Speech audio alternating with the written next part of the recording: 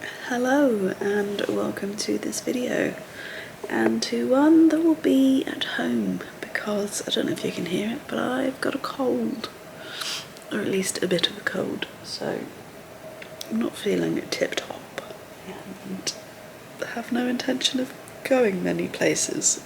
Do we, Jeff? We don't plan on going out much, do we? Feeling a bit ropey this morning. I've been trying to keep this cold at bay as much as possible this week though, because I've been on jury service. So I started that on Monday and was assigned a case Tuesday. So I've been doing that all week and I'm having to listen and things like that. Obviously I can't talk much about jury service, but there's a lot of waiting. The waiting to be assigned a case is actually alright. I haven't minded that. You just sit on a chair and read a book. But then obviously I did get assigned a case pretty quick. But the waiting while you're in a case, because you have to leave for certain points, that's the bit that I've struggled with probably the most. Just for the fact that I haven't had anything to do. Because I take a rucksack, I leave that in the jury waiting room because it feels a bit big to keep lugging that in and out of court, but there we go. So yeah, having this cold and doing that, it's been a strange and different and slightly taxing week for my brain. So we're going to have a chilled weekend at home. I think Pete's going out and stuff. I was thinking about it, but nobody wants a cold, do they? So I might as well just stay here and, try and make myself better. We've been adjourned till Wednesday, so I have till Wednesday to try and get myself better. In that case, I actually have to work Monday and Tuesday, so that's going to be a bit weird. Having this cold while on jury service obviously isn't ideal. In terms of rest and all of that kind of stuff, it works out wonderfully because it starts later. I haven't had to be in till 10:15, and the court, like everything in Sheffield at the moment, because of where we live, is a short walk away. So I've managed to have a bit of lie-in each morning, and then you're done normally by about 4:30, so I can then come and collapse for the evening. So in that respect, it's been probably better being on jury service than at work. Because I'm not allowed to say anything to you, it's quite hard to explain anything. But instead of harping on about that and potentially putting myself in contempt of court, I'm gonna go and make some brownies.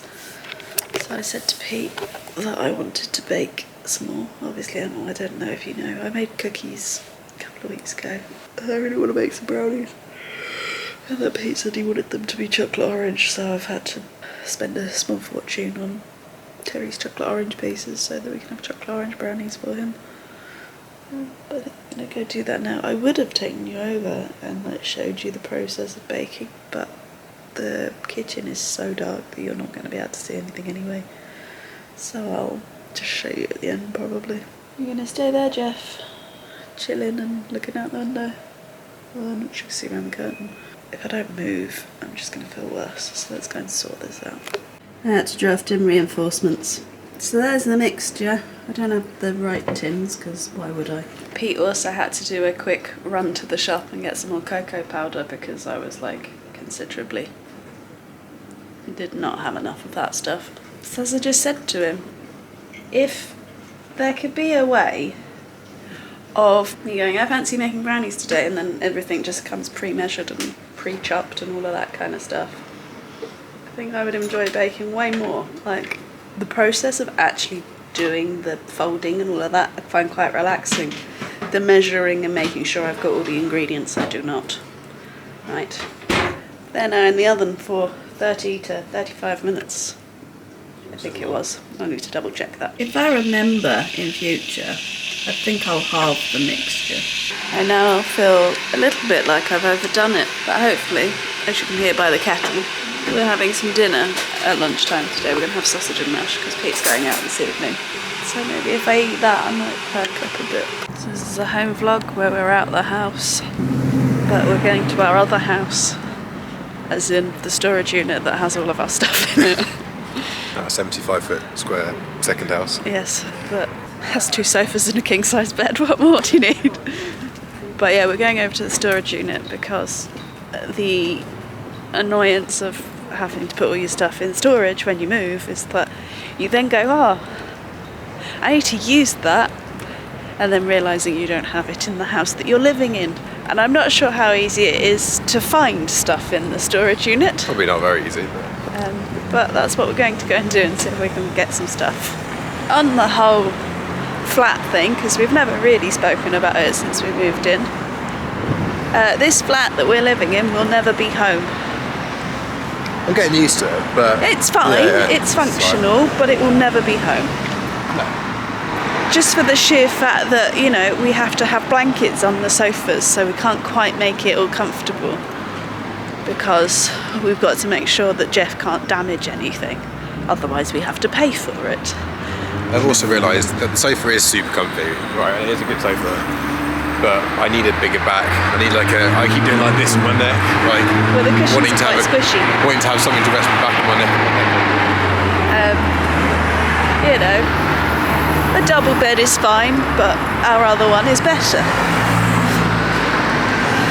All of that kind of stuff. As wonderful as city living is, it would be nice not to have quite so much noise sometimes. I'm enjoying living in the centre. Very much enjoying it. So, as I said in the moving in video, there are pros and cons, and the pros and cons haven't really changed. It's just, you know, you get used to them. But, as I say, and I mean it, no disrespect to the flat, but it will never be home. Success. We got what we went for. It was in the boxes nearest the exit or entrance or whatever you want to call it. And I am now very much out of breath, which I shouldn't be on a walk like that. But there we go. Cold me is saying no. After we came back from the storage unit, I sort of forgot about you. Apologies, but Pete's now out. I decided that it wasn't right for me to go. I don't want to infect anyone, and I know some of them are going away soon, so I don't want to, you know, make them ill for that. So instead, I've been at home and I've had a glorious evening because Strictly's back. So I've been watching this with my little Strictly buddy.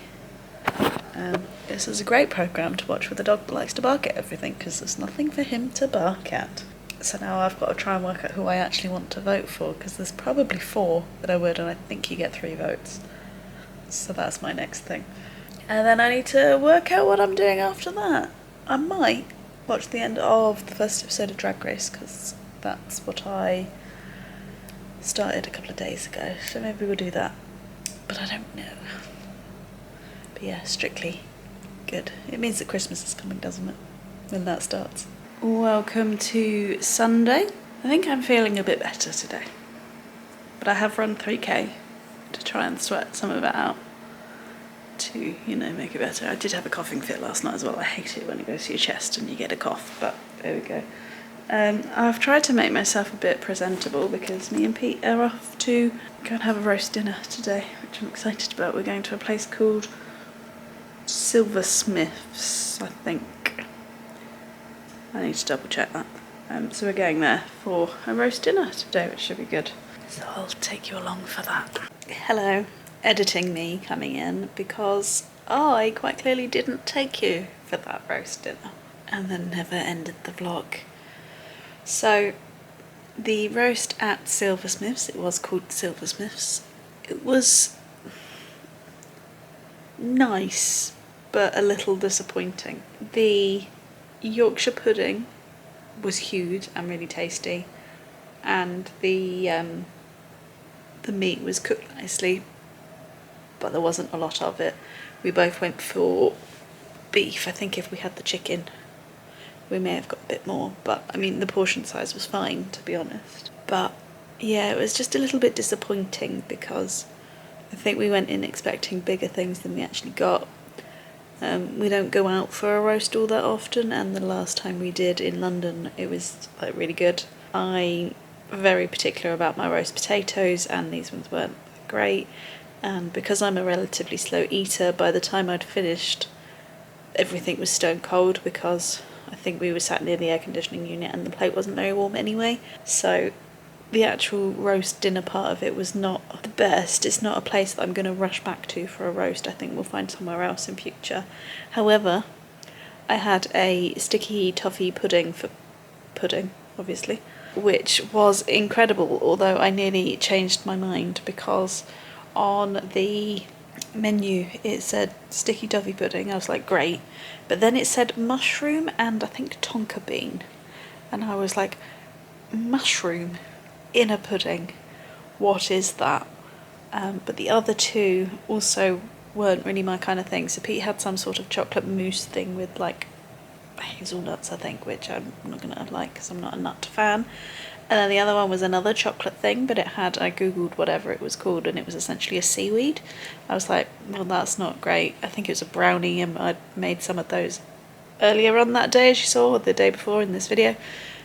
So I didn't really fancy that, so I took the risk and had the mushroom sticky toffee pudding, which in the end was incredible. The sticky toffee pudding cake part was really nice, and it was swimming in the toffee sauce, and then the mushroom and the tonka bean were in the ice cream, which did have a slightly strange flavour, but it was alright, and obviously I didn't have to eat the ice cream, so I took a risk. It paid off, thankfully.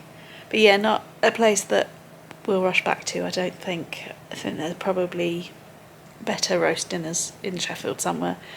If you are around this area and you know of somewhere that does a good roast dinner, please leave it in the comments down below because we are very interested in that kind of thing.